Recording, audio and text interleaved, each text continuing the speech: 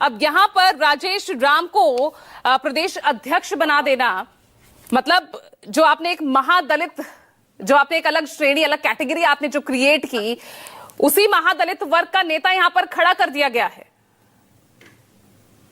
पूजा जी चलिए, अच्छी बात है कि आपने यह तो जनता को बताया कि आपने मतलब माननीय मुख्यमंत्री जी ने दलित महादलित को अलग, क्योंकि ये दलित और महादलित के अलग करने का मकसद यह था कि बिहार में वो सभी जाति वही सभी धर्म के लोग जिन्हें आरक्षण देकर के एक तरह से मजबूत किया जाए कि वो अगर पिछड़े हैं और वो विकास की मुख्यधारा से नहीं जुड़ पाए तो उनको जोड़ने का प्रयास।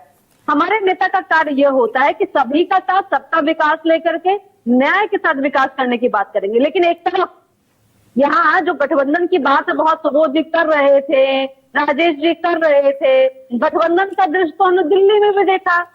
जीरो पे आउट होने वाली पार्टी जो न 3 में है न 13 में है, वो अब हिम्मत कर रही है कि जिसकी पिछलग्गू बन के घूम रही थी, जहां पे राजकुमार की देखिए दोनों पार्टी में राजकुमार है, एक को केंद्र का सत्ता चाहिए, एक को राज्य का सत्ता चाहिए, दोनों जहां पे राजकुमारों की राजगद्दी वाली है, अब दोनों आपस में लड़ रहे हैं।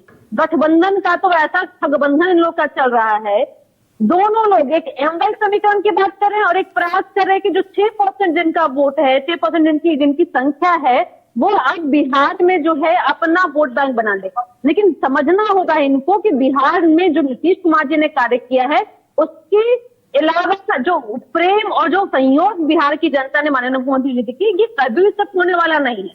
थोड़ी और मैं बता डालूंगी कि कैसे फल की राजनीतिक हो रही है, मतलब कि इसको दिखावे की राजनीतिक चल रही है। राजेश राम जी को आप देख रही होंगी, उनको बनाया गया, लेकिन एक यात्रा चल रही है बिहार में। एक यात्रा आपने बनाया कि भाई आपका टैगलाइन है ये शो का कि दिल्ली और बिहार की बारी। केंद्र में भी देखिए जो इनके राष्ट्रीय अध्यक्ष जी हैं, विकास जोड़ो यात्रा में भारत जोड़ो यात्रा में आपने किनको देखा होगा मुख्य चेहरे के रूप में? राहुल गांधी जी को। बिहार में यात्रा चल रहा है, कौन है? कन्हैया कुमार है। देखिए इन लोग क्या कर रहे हैं ना कि ऐसे लोग को प्रोजेक्ट कर रहे हैं। कन्हैया कुमार है, आज इनकी मीडिया की टीम है, कन्हैया जी ने लाया है। तो राजेश राम जी क्या है? मात्र एक चेहरा, दिखावटी एक चेहरा है जो ढोंग रचने का प्रयास करे, जो साधने की राजनीति कर रही है। लेकिन जिस वर्ग का सही उत्थान, जिस वर्ग राजनीति तो चेहरों की ही है ना, राजनीति तो यहाँ अनुप्रिया चेहरों की ही चल रही है ना। अशोक चौधरी आरजेडी से आपके पास आए और भी कई ऐसे नाम हैं, श्याम रजक है वो वहां से आपके पास आए, तो चेहरों की ही राजनीति और चेहरों का ही खेल है। देखिए पूजा जी, राजनीतिक में होना किसी नेता का यह अर्थ नहीं है कि उनके चेहरे के लिए हो रहा है, लेकिन आप इस बात को प्रचारित कर रहे हैं कि राजेश राम जी को हमने बना दिया प्रदेश अध्यक्ष। क्या क्यों बनाया, क्या कारण था? और अगर बनाया तो उनको आप देखिए उनको कितना प्रोजेक्शन मिल रहा है, कहाँ उनको मौका मिल रहा है। मौका किनको मिल रहा है? कन्हैया जी को। अब कन्हैया जी को मौका क्यों मिला है? देखिए थोड़ा पीछे जब जाएंगे 2024 के लोकसभा, आपको याद होगा जिस समय में गठबंधन की राजनीति कर रहे महागठबंधन के लोग, तो उन्होंने क्या कहा कि हम साथ में चुनाव लड़ रहे हैं। टिकट का बंटवारा भी नहीं हुआ, तय भी नहीं हुआ कि हम कहाँ लड़ेंगे, आप कहाँ लड़ेंगे। आरजेडी ने अपने कैंडिडेट की लिस्ट तैयार कर दी और पीछे से राहुल गांधी जी कहते हैं बुला लो मुझे भी मंच पर दे दो। पूर्णिया में पप्पू यादव जी का क्या हुआ? कांग्रेस मानने को तैयार नहीं है। चलिए अच्छी बात है कि कांग्रेस अब जागी है, जब जागो तब सवेरा, जो पार्टी 0% होने का रिकॉर्ड, चलिए जागे जब जागो तब सवेरा। लेकिन अगर नुकसान, अगर वाकई इस रणनीति में सफल हो जाती है, क्योंकि इस वक्त आपकी स्थिति, इस वक्त जो कमजोर स्थिति आपकी नजर आ रही है, एंटी इनकम्बेंसी फैक्टर अब इस वक्त आपके खिलाफ वहां पर दिख रहा है। पार्टी में सेकंड नंबर जो लीडरशिप है वो कहां होगी, कौन होगा, कौन उसका चेहरा होगा, उसको लेकर असमंजस की स्थिति है। तो कहीं ना कहीं जो आपका महादलित है वो कहीं ना कहीं तो निराश होकर कहीं तो शिफ्ट होगा ना। नहीं क्यों होगा पूजा जी? ये आप कैसे कह रही हैं कि नीतीश कुमार जी के खिलाफ में एंटी इनकम्बेंसी है? किस आधार पर कह रही हैं? जब विकास की दो दशक से लोग जुड़े हुए हैं, कहाँ आपने देखा है? आज देखिए कि जब हम लोगों ने बिहार का बजट जब पेश किया था, आपने देखा होगा कि जो अति पिछड़े दलित महादलित की जो छात्र है उनके लिए स्कॉलरशिप की योजनाओं को बढ़ाया गया, उसमें इन्वेस्टमेंट अधिक हो गया है। उनके रहने के लिए वैसे बच्चे जो दलित है, महादलित है, उनको रहने के लिए हॉस्टल का निर्माण हो रहा है।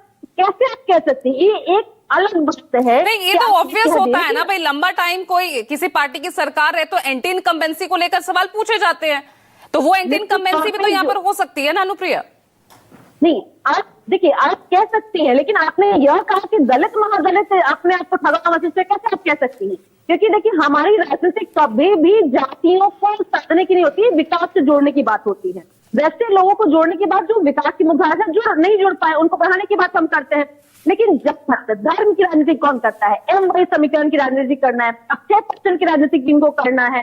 देखिए, जो पिछड़ों का पिता कोशिश कर रहा है कि लोकसभा चुनाव में वो दलित वोटर शिफ्ट होता दिखा ना आपको?